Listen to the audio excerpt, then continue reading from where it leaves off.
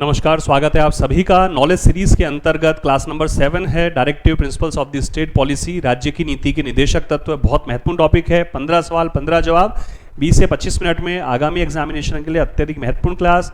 आग्रह है कि इसमें पूरी क्लास में आप जुड़े रहिएगा। काफ़ी महत्वपूर्ण क्वेश्चन, काफ़ी महत्वपूर्ण व्याख्या है। आगामी एग्जामिनेशन में बहुत ज़्यादा मदद मिलेगी। ठीक है, तो आइए शुरू कर लेते हैं हम लोग। क्वेश्चन नंबर 91 है और क्वेश्चन है कि नीति निदेशक तत्व का अर्थ ये नहीं है कि वे केवल पूजनीय घोषणाएं बनकर रह जाएं। वह अनुदेशकों के ऐसे दस्तावेज हैं कि जो भी सत्ता में आएगा उसे उनका आदर करना ही होगा। संविधान सभा में निदेशक तत्वों के विषय में यह कथन निम्न में से किसके द्वारा कहा गया था? T Krishnachari, N Gopalaswami Ayyangar, doctor Bhimrao Ambedkar, doctor Rajendra Prasad. तो ये जो कथन है डायरेक्टिव प्रिंसिपल के महत्व को बताता है। हम जानते हैं कि directive principle of state policy जो हैं वो गैरवाद योग्य की श्रेणी में आते हैं। ठीक है, और उनके संदर्भ में जो न्यायिक उपचार की व्यवस्था कॉन्स्टिट्यूशन शाब्दिक रूप से सीधे रूप में नहीं करता है। यद्यपि जो पिछले 70 वर्षों में 75 वर्षों में जो व्यवस्थाएं देखी गई हैं उसमें डायरेक्टिव प्रिंसिपल स्टेट पॉलिसी का काफ़ी अधिक महत्व बढ़ गया है। लेकिन बावजूद उसके उसका एक जो मोरल जो एस्पेक्ट है, उसका जो नैतिक महत्व है, वो अंबेडकर साहब के इस कथन में दिखाई देता है कि जो राज्य की नीति के निदेशक तत्व हैं बेसिकली लोक कल्याणकारी राज्य की स्थापना से रिलेटेड उसमें चीज़ें हैं। और किसी भी डेमोक्रेटिक गवर्नमेंट से जो भी सत्ता में आएंगे उससे ये अपेक्षा की ही जाएगी कि वो जनता को रोटी, कपड़ा, मकान, शिक्षा, चिकित्सा, स्वास्थ्य, रोजगार, मनोरंजन, यातायात, बीमा, बैंकिंग, ऊर्जा, सामुदायिक सेवाएं, दूरसंचार, एनर्जी सेक्टर जैसी चीजें जो हैं वो व्यवस्था उनकी करे।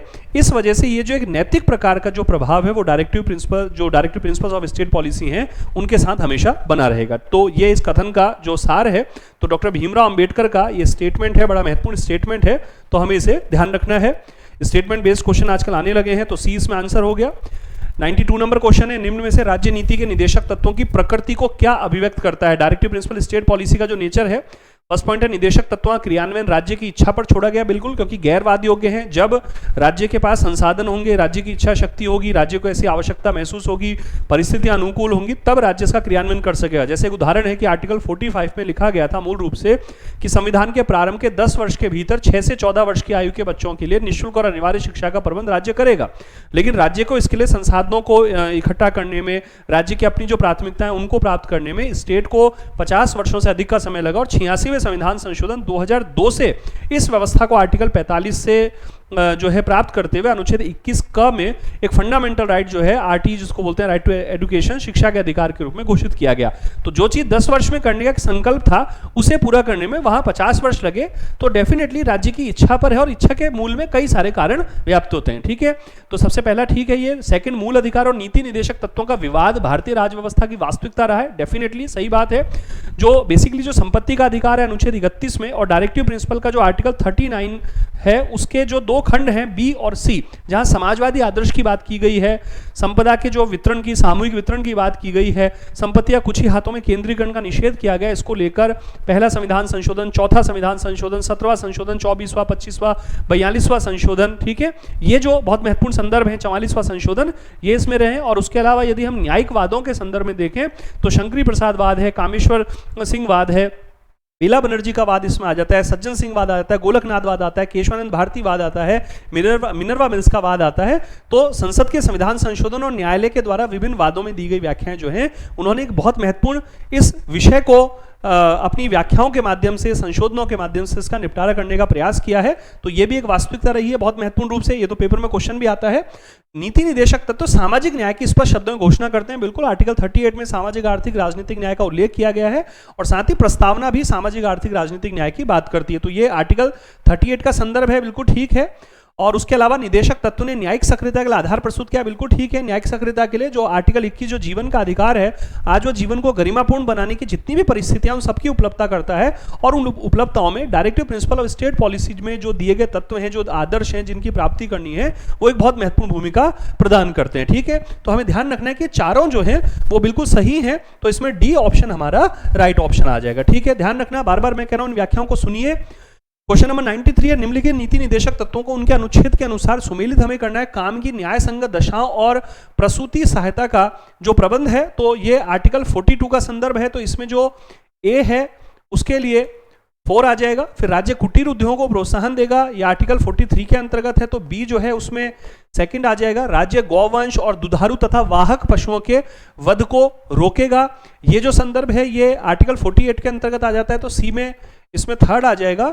और राज्य ऐतिहासिक स्थानों के संरक्षण को बढ़ावा देगा, कलात्मक महत्व के स्थानों, वस्तुओं, स्मारकों का संरक्षण देगा, किसी प्रकार के विनाश से उनको बचाएगा, ये जो है वो आर्टिकल 49 के अंतर्गत आ जाता है, तो डी में 1 आ जाएगा। तो 4 तो 3 और 1, 4 2 3 और 1, तो इसमें जो है राइट आंसर हमारा डी हो जाएगा। ठीक है, याद रखिए डायरेक्टिव प्रिंसिपल के क्वेश्चन इन दिनों प्यारे विद्यार्थियों आर्टिकल के जो खंड हैं, उनके जो संविधान संशोधन, उनकी जो न्यायिक व्याख्या, उसको लेकर आ रहे हैं। बहुत अच्छे क्वेश्चन इन दिनों आ रहे हैं, हमारी तैयारी मजबूत होनी चाहिए, इसीलिए नॉलेज सीरीज शुरू की गई है। और बहुत खुशी है कि आप मैक्सिमम संख्या में इसमें जुड़ रहे हैं। मैं चाहूंगा और भी ज्यादा संख्या में इसमें जुड़े, पूरी क्लास देखा कीजिए, क्योंकि हर क्वेश्चन और हर प्रकार की व्याख्या जो यहाँ प्रस्तुत हो रही है वो महत्वपूर्ण है। ठीक है, फिर 94 नंबर क्वेश्चन है, राज्य की नीति के जो निदेशक तत्वों की गैरवाद योग्यता है ना, इसको गैरवाद योग्यता को निम्न में से किस अनुच्छेद की विषय वस्तु घोषित किया गया है? तो देखिए आर्टिकल 36 से आर्टिकल 51 तक राज्य की नीति के निदेशक तत्व हैं। आर्टिकल 36 नीति निदेशक तत्वों की परिभाषा से रिलेटेड है। आर्टिकल 37 जो है वो गैरवाद योग्यता के बारे में कहता है। वो कहता है कि यद्यपि जो राज्य की नीति के निदेशक तत्व हैं गैरवाद योग्य हैं, लेकिन फिर भी वे देश के शासन में मूलभूत हैं और इसलिए विधि निर्माण करते समय इन्हें लागू करना राज्य का कर्तव्य होगा। तो 3 बेसिक बातें वहां कही गई। तो पहली बात है गैरवाद योग्यता, हालांकि गैरवाद योग्य होने के बावजूद इसका एक नैतिक प्रकार का बड़ा महत्व रहा है, लौकिक प्रकार का बड़ा महत्व रहा है, और पिछले 70-72 वर्षों में लगातार इसका महत्व बढ़ता ही गया है। ठीक है, लेकिन हमें आंसर इसका शाब्दिक रूप से देखना है, तो अनुच्छेद 37 है, ये बी ऑप्शन इसमें सही आ जाएगा। 95 नंबर क्वेश्चन है, कथन कारण क्वेश्चन बहुत ज्यादा मैं करा रहा हूं, इनको देखिए। राज्य की नीति के निदेशक तत्व लोक कल्याणकारी राज्य की स्थापना के लक्ष्य से प्रेरित है। ये जो लोक कल्याणकारी शब्द है ये भी अनुच्छेद 38 में दिया गया है। अनुच्छेद 38 में 2 सेक्शन है। तो आर्टिकल 38 जो है वो राज्य लोक कल्याण की अभिवृद्धि के प्रयास करेगा, सामाजिक आर्थिक राजनीतिक न्याय की प्राप्ति हो सकेगी, और राज्य आय प्रतिष्ठा अवसर और सुविधाओं की असमानता को कम करने के प्रयास करेगा। साथ ही 44वें संविधान संशोधन से आर्टिकल 38 की भाषा में परिवर्तन किया गया था। ठीक है, तो आर्टिकल 38 का संदर्भ है। राज्य नीति के निदेशक तत्व जो है वाद योग्य है, तो ये गैरवाद योग्य है। ठीक है, ये अभी हमने बात कर ली है, ये गैरवाद योग्य है, तो इसमें कथन सही है परंतु कारण गलत है। ये आर्टिकल 37 के अकॉर्डिंग जो है वो गैरवाद योग्य है। तो हमें ध्यान रखना है प्यारे विद्यार्थियों, कथन सही परंतु कारण इसमें गलत है। ठीक है, मैं एक बार ये रेड कलर का पेन ले लेता हूं, ठीक है, या ब्लैक भी हम ले सकते हैं, रेड कलर का लेते हैं। चलिए ठीक है, आइए आगे बढ़ते हैं। क्वेश्चन नंबर 96 है, कथन नीति निदेशक तत्वों को प्रशासन की आचार संहिता, बिल्कुल कोड ऑफ कंडक्ट है। प्रशासन की आचार संहिता का मतलब है कि निदेशक तत्वों के कारण ये पता चल पाता है कि प्रशासन को जन साधारण की भलाई के लिए, उनके उत्थान के लिए, उनके लोक कल्याण के लिए, जन कल्याण के लिए क्या क्या कार्य करने हैं। निःशुल्क शिक्षा की व्यवस्था है, चिकित्सा की व्यवस्था है, पेयजल की व्यवस्था है, आवास की व्यवस्था है, रोजगार की व्यवस्था है। ठीक है, विभिन्न प्रकार की जो पेंशन बीमा योजनाएं हैं, सामाजिक सुरक्षा की जो योजनाएं हैं, उनका आधार डायरेक्टिव प्रिंसिपल प्रस्तुत करते हैं। दैट्स वाई इनको जो है कोड ऑफ कंडक्ट कहा जाता है। प्रशासन के लिए एडमिनिस्ट्रेटिव जो कोड ऑफ कंडक्ट हम कह सकते हैं, तो बिल्कुल सही है। नीति निदेशक तत्व पूंजीवादी आदर्शों से प्रेरित है, तो ये बिल्कुल गलत है यहां पर, क्योंकि नीति निदेशक तत्व जो है वो 3 आदर्शों की बात करते हैं। एक तो है उसमें उदारवादी बौद्धिक आदर्श, ठीक है, जहां तर्क संगतता और विवेकशीलता की बात होती है। ठीक है, जैसे कि आर्टिकल 44 में उदाहरण भी देते आ रहा हूं, आप नोट करते आइए। आर्टिकल 44 है जैसे कि राज्य जो है समस्त नागरिकों के लिए एक समान सिविल संहिता का प्रयास करेगा। तो एक विवेकशील राज्य जहां है, एक तर्क संगत राज्य जहां है, वहां यह प्रयास किया जाना चाहिए कि संपूर्ण देश के लिए एक ही प्रकार की विधि संहिता हो। जैसे आपराधिक विषयों में होती है वैसे दीवानी विषयों में होनी चाहिए। तो आप जो विधि संहिता है वो पूरे देश के लिए एक ही प्रकार की हो। ठीक है, अलग अलग नहीं होनी चाहिए। तो ये उदारवादी बौद्धिक तत्व है। तो आर्टिकल 44 का तो वैसे भी इन दोनों काफी चर्चा में है। संपूर्ण देश के लिए एक ही विधि संहिता, एक प्रकार की ही विधि संहिता होनी चाहिए। दूसरा जो इसमें तत्व आता है वो गांधीवादी तत्व आता है। ठीक है ना, तो आर्टिकल 40 के अंतर्गत हम बात करते हैं कि राज्य जो है ग्राम पंचायतों का गठन करेगा और उन्हें स्वशासन की इकाई के रूप में प्रस्तुत करने की बात करेगा। तो गांधी का आदर्श जो है लोकतांत्रिक विकेंद्रीकरण का आदर्श है। ठीक है, फिर उसके अलावा जो है समाजवादी तत्व, तीसरा जो तत्व है समाजवादी, तो आर्टिकल जो 39 है उसमें भी स्पेशली सेक्शन बी और सेक्शन सी जो है, जो कि धन और उत्पादन वितरण के संसाधनों पर सार्वजनिक स्वामित्व की बात करते हैं, धन संपदा कुछ ही हाथों में केंद्रीकरण होने का निषेध करते हैं, वो समाजवादी तत्व है। 3 तत्व मिलते हैं, उदारवादी बौद्धिक, गांधीवादी और समाजवादी। तो पूंजीवादी आदर्श से प्रेरित नहीं है, तो कथन सही परंतु कारण गलत है। ठीक है, तो C will be the right answer. आइए आगे बढ़ते हैं। 97 नंबर क्वेश्चन, राज्य आय प्रतिष्ठा अवसर और सुविधाओं की असमानता को कम करने का प्रयास करेगा, किस नीति निदेशक तत्व के अंतर्गत यह विचार प्रस्तुत है? तो यह आर्टिकल 38 के अंतर्गत प्रस्तुत किया गया है। ठीक है, हमें याद रखना है, मैं बार बार कह रहा हूं। देखिए डायरेक्टिव प्रिंसिपल स्टेट पॉलिसी के चैप्टर में 42वां संशोधन, 44वां संशोधन, 86वां संशोधन, 97वें संशोधन, ये 4 संशोधनों का प्रभाव भी रहा। 42वें संशोधन से सबसे अधिक चेंजेस डायरेक्टिव प्रिंसिपल में किए गए थे, ठीक है। जो 44th अमेंडमेंट है उससे आर्टिकल 38 की लैंग्वेज में परिवर्तन हुआ था, ठीक है। तो राज्य आय, प्रतिष्ठा, अवसर, सुविधाओं की असमानता कम करने का प्रयास करेगा। समाजवादी प्रकार की ध्वनि इसमें हमको मिलती है, ठीक है। आइए आगे बढ़ते हैं। 98 नंबर क्वेश्चन है, भारतीय विदेश नीति के उद्देश्यों को निम्न में से संविधान के किस भाग में प्रस्तुत किया गया? ये उदार बौद्धिक तत्व है ना, उदारवादी बौद्धिक तत्व है।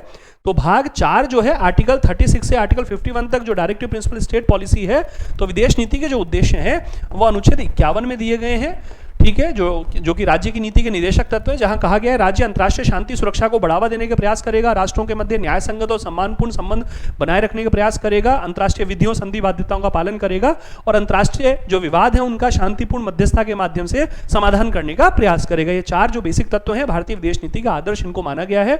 आर्टिकल 51 में इनका संदर्भ दिया गया है, ठीक है। आइए क्वेश्चन नंबर 99 है, निम्न में से किस वाद में कहा गया है कि नीति निदेशक तत्व विधानमंडल और कार्यपालिका के साथ साथ न्यायालय को भी निर्देश प्रदान करते हैं? देखिए, जो शाहबानोवाद है वो तो अनुच्छेद 44 के संदर्भ में, समान नागरिक संहिता के संदर्भ में है, ठीक है। इसका संदर्भ तो है समान नागरिक संहिता और आर्टिकल 44 के संदर्भ में है। MC मेहतावाद जो है वो पर्यावरण संरक्षण के संदर्भ में है, ठीक है। पर्यावरण संरक्षण आर्टिकल 48A के अंतर्गत आ जाता है। वामन राव जो वाद है वो 9वीं अनुसूची की जो समीक्षा है उसके संदर्भ में आता है बात, ठीक है। 9वीं अनुसूची की समीक्षा, 9वीं अनुसूची की समीक्षा या 9वीं अनुसूची के कानूनों की समीक्षा, ये न्यायालय का अधिकार है 9वीं अनुसूची के कानूनों की समीक्षा करने का भी। केशवानंद भारती का जो डिसीजन है 24 अप्रैल 1973 का, उस दिन से 9वीं अनुसूची में जो भी कानून डाले जाएंगे उन सभी की न्यायिक पुनरावलोकन, न्यायिक समीक्षा जो है वो न्यायालय के द्वारा की जा सकेगी। वामन राव वाद 1981 का इस संदर्भ में एक महत्वपूर्ण वाद माना जाता है। तो रंजना द्विवेदी वाद जो है वो एक महत्वपूर्ण वाद है जो 80 के दशक में आता है और इस रंजना द्विवेदीवाद के अंतर्गत ये कहा गया कि जो नीति निदेशक तत्व हैं वो केवल विधानमंडल और कार्यपालिका नहीं बल्कि न्यायालय को भी निर्देश प्रदान करते हैं, ठीक है। तो डी जो है इसमें राइट आंसर है। आगे बढ़ते हैं। 100 नंबर क्वेश्चन है। बधाई हो आप सभी को, हमने पहली सेंचुरी पूरी की है आज अपनी, ठीक है। तो मुझे भी बधाई और आप सभी को बधाई। राज्य सहकारी समितियों के गठन, उनकी स्वायत्त व्यवस्था, लोकतांत्रिक नियंत्रण और व्यावसायिक प्रबंधन में बढ़ावा देने के प्रयास करेगा। निम्न में से कौन सा नीति निदेशक तत्व है? तो ये आर्टिकल 43B है, ठीक है। और ये 97वें संविधान संशोधन, ठीक है, 97वें संविधान संशोधन के द्वारा ये जोड़ा गया और इसके माध्यम से फंडामेंटल राइट में आर्टिकल 19 सेक्शन 1 सबसेक्शन C में चेंज हुआ, ठीक है। वहां समुदाय या संघ निर्माण का अधिकार दिया गया था, उसमें सहकारी समिति के निर्माण का अधिकार शब्दावली भी जोड़ी गई। आर्टिकल 43B इसमें जोड़ा गया जिसमें ये लैंग्वेज लिखी गई, ठीक है।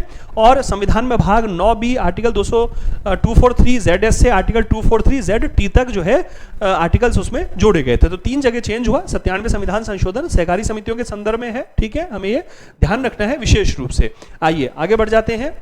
101 है, राज्य नीति के निदेशक तत्व में राज्य के प्राथमिक कर्तव्य के रूप में। देखिए बड़ी महत्वपूर्ण लाइन है। आर्टिकल 47 जो है वो कहता है कि राज्य जो है लोगों के पोषाहार और जीवन स्तर में सुधार के प्रयास करेगा और जो लोक स्वास्थ्य में सुधार है उसको एक प्राथमिक कर्तव्य के रूप में घोषित किया जाएगा। और इसके अलावा जैसे जो मादक द्रव्यों का जो प्रयोग है वो औषधीय प्रयोजन के अलावा अन्य दृष्टिकोणों से उसका निषेध करने का प्रयास करेगा। तो हमें ध्यान रखना है कि लोक स्वास्थ्य में जो सुधार है ना, आर्टिकल 47 के अंतर्गत, ठीक है, अनुच्छेद 47 के अंतर्गत लोक स्वास्थ्य में सुधार को राज्य का प्राथमिक कर्तव्य, प्राइमरी ड्यूटी जो है स्टेट की घोषित की गई है। यह आर्टिकल 44 के अंतर्गत आता है, यह आर्टिकल 49 के अंतर्गत आ जाता है, यह आर्टिकल 45 में आ जाता है। तो ये 44, ये 49, ठीक है, ये 44 में आ गया, ये 49 में आ गया और ये 45 में आ गया। तो ये आर्टिकल 47 लोक व्यवस्था में सुधार राज्य का प्राथमिक कर्तव्य है। 102 कथन है, मूल अधिकार फेबियन समाजवाद के लक्षणों से प्रेरित है। देखिए फेबियन समाजवाद का मतलब ये होता है कि एक ऐसा समाजवाद जो कि बहुत धीरे धीरे प्राप्त होता है, ठीक है। ये आलोचना में कहा जाता है एक्चुअली कि मूल अधिकार जो है फेबियन समाजवाद की स्थापना करते हैं, ठीक है, मूल रूप से।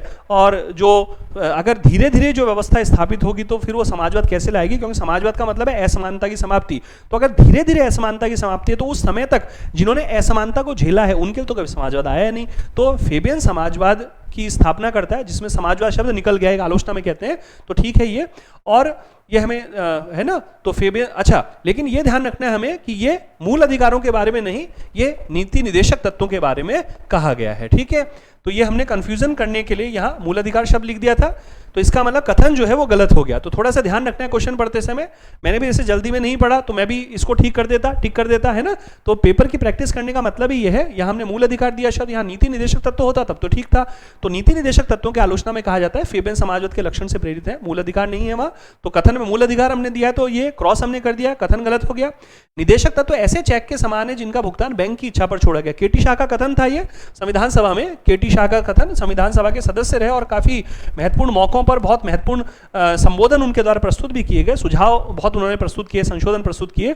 तो केटी शाह ने कहा ऐसे चेक के समान है जिसका भुगतान बैंक की इच्छा पर छोड़ दिया गया। क्योंकि देखिए नीति निदेशक तत्वों में बातें तो बहुत कही गई, लेकिन ये लागू तब होंगी जब राज्य चाहेगा। तो चेक तो आपको दे दिया गया है, लेकिन चेक आपकी इच्छा पर उसका भुगतान प्राप्त नहीं होगा, बैंक की इच्छा पर भुगतान प्राप्त होगा। जब बैंक चाहेगा, जब बैंक के पास संसाधन होंगे, तब आपको भुगतान उसका मिलेगा, ठीक है। तो इसलिए डायरेक्टिव प्रिंसिपल की आलोचना करते हुए उन्होंने कहा इतनी सारी चीजें डाल दी, लेकिन इसमें गैर वाद योग्यता जो रखी, जिसके कारण न्यायपालिका के माध्यम से बाध्यकारी ढंग से इनको लागू नहीं किया जा सकता। तो ऐसा लगता है कि एक ऐसा चेक है जिसका भुगतान बैंक की इच्छा पर छोड़ दिया गया है, ठीक है। बड़ा अच्छा कथन है, तो कथन गलत परंतु इसमें कारण सही है, तो डी जो है राइट आंसर हो जाएगा। फिर आगे बढ़ते हैं, क्वेश्चन नंबर 103 है, राज्य नीति के निदेशक तत्वों के अंतर्गत पर्यावरण के संरक्षण, संवर्धन, वन और वन्य जीवों की रक्षा के जो प्रयास है वो किस संविधान संशोधन से, तो 42वें संविधान संशोधन से जोड़ा गया। ये अनुच्छेद 48 ए है, ठीक है, अनुच्छेद 48 क इसके अंतर्गत है। राज्य पर्यावरण का संरक्षण संवर्धन 48 के कह लीजिए या 48 कैपिटल ए कह लीजिए। कैपिटल ए होता है आर्टिकल के लिए, स्मॉल ए जो होता है ब्रैकेट में जो आता है वो खंड के लिए होता है, खंड और उपखंड के लिए। तो 42वें संशोधन से ये प्रोविजन जोड़ा गया आर्टिकल 48 ए में। आप लैंग्वेज याद रखिएगा क्योंकि मूल कर्तव्य में भी आता है कि प्रत्येक नागरिक का कर्तव्य प्राकृतिक पर्यावरण की, जिसके अंतर्गत वन, झील, नदी और वन्य जीव है, उनकी रक्षा करे, संवर्धन करे, प्राणी मात्र के प्रति दया के भाव रखे, ठीक है। यहाँ निदेशक तत्व में आता है कि पर्यावरण का संरक्षण, संवर्धन, वन और वन्य जीवों की रक्षा का प्रयास किया जाएगा। 42वें संविधान संशोधन से ये प्रोविजन जोड़ा गया है, ठीक है। आर्टिकल 39 का 5 सेक्शन ऑलरेडी थे, A B C D E, उसमें छठा सेक्शन एफ सेक्शन वो 42वें संशोधन में जोड़ा गया। एक नया आर्टिकल 39 कैपिटल ए वो 42वें संशोधन से जोड़ा गया। आर्टिकल 43 कैपिटल ए एक नया अनुच्छेद वो 42वें संशोधन से जोड़ा गया। आर्टिकल 48 ए कैपिटल ए या 48 का ये 42वें संशोधन से जोड़ा गया। आप नोट डाउन कर सकते हैं, लिख सकते हैं, इनको काम आएंगी चीजें, ठीक है। तो सी जो है राइट आंसर हो गया। इसके बाद क्वेश्चन नंबर 104 है, कथन है राज्य नीति के निदेशक तत्व शक्ति पृथक्करण के तत्वों को सूचित करते हैं। बिल्कुल, आर्टिकल 50 जो है, अनुच्छेद जो 50 है वो राज्य की नीति के निदेशक तत्वों में शक्ति पृथक्करण का संदर्भ देता है। शक्ति पृथक्करण का मतलब होता है कि शासन के जो निकाय हैं, जो अंग हैं, कार्यपालिका, व्यवस्थापिका, न्यायपालिका, वो एक दूसरे से बिल्कुल पृथक रहें, अपनी अपनी भूमिका का निष्पादन करें और दूसरे के कर्तव्य पालन के क्षेत्र में हस्तक्षेप ना करें। एक्चुअली जो डेमोक्रेटिक व्यवस्था होती है वहां एक महत्वपूर्ण लक्षण के रूप में राजनीतिक स्वतंत्रता की रक्षा के लिए, शासन को अधिक कुशल बनाए रखने के लिए, शासन को दक्ष बनाए रखने के लिए, शासन को जो है सीमित और संवैधानिक तंत्र की मर्यादाओं का पालन करने के लिए शक्ति पृथक्करण का सिद्धांत राजनीति विज्ञान का एक महत्वपूर्ण सिद्धांत है। हम राजनीति विज्ञान के विद्यार्थी मॉन्टेस्क्यू का चिंतन पढ़ते हैं, जहां इस शक्ति पृथक्करण को महत्वपूर्ण रूप से प्रस्तुत किया गया था उनकी किताब द स्पिरिट ऑफ लॉज में, है ना। ये ध्यान रखें, ये पूछ ले आता है। तो इसमें विधायिका को कार्यपालिका से पृथक कदम उठाने का राज्य को निर्देश दिया गया, तो ये गलत है। यहाँ विधायिका की जगह कार्यपालिका शब्द दिया गया है, ठीक है ना। यहाँ विधायिका की जगह कार्यपालिका, इसमें लिखा गया है कि राज्य की लोक सेवाओं में कार्यपालिका और न्यायपालिका का पृथक्करण करने का प्रयास किया जाएगा। कार्यपालिका जो कानूनों को लागू करती है, सरकार है, कानूनों को क्रियान्वित करती है। विधायिका जो कानूनों का निर्माण करती है, विधानमंडल है। और न्यायपालिका जो कि कानूनों की व्याख्या करती है। तो विधायिका कार्यपालिका को न्यायपालिका से पृथक करना, ठीक है। या इस तरह से हम कर सकते हैं, या आप चाहें तो इस तरह से भी इसको कर सकते हैं। इस विधायिका की जगह हम न्यायपालिका लिख सकते हैं यहाँ पर, ठीक है। इस विधायिका की जगह हम न्यायपालिका लिख दें, ठीक है। न्यायपालिका को कार्यपालिका से पृथक करना, कार्यपालिका तो हमने टाइप करके दे ही रखा है, तो न्यायपालिका और कार्यपालिका से पृथक करने के कदम उठाने का राज्य को निर्देश दिया गया है। तो यहाँ विधायिका शब्द है तो कारण गलत हो जाता है, कथन सही है, तो कथन सही परंतु कारण जो गलत है वो सी ऑप्शन आ जाता है, ठीक है। आज की क्लास का समापन क्वेश्चन 105, निम्न में से कौन सा नीति निदेशक तत्व उदारवादी वर्गीकरण की सूची में उपयुक्त साबित होता है। मैंने बताया कि उदारवाद का मतलब होता है जहां विवेकशीलता, तर्क संगतता, सभ्य समाज के नियम जहां पर दिखाई देते हैं, that is called liberalism. Intellectual है ना उदार बौद्धिक तत्व। तो समान नागरिक संहिता बिल्कुल ठीक है, आर्टिकल 44 के अंतर्गत। अंतर्राष्ट्रीय शांति और सुरक्षा आर्टिकल 51 के अंतर्गत बिल्कुल ठीक है। स्थानीय स्वशासन की संस्थाएं, ये गांधीवादी तत्व है, आर्टिकल 40 के अंतर्गत ही आता है, ये गांधीवादी तत्व है, ठीक है।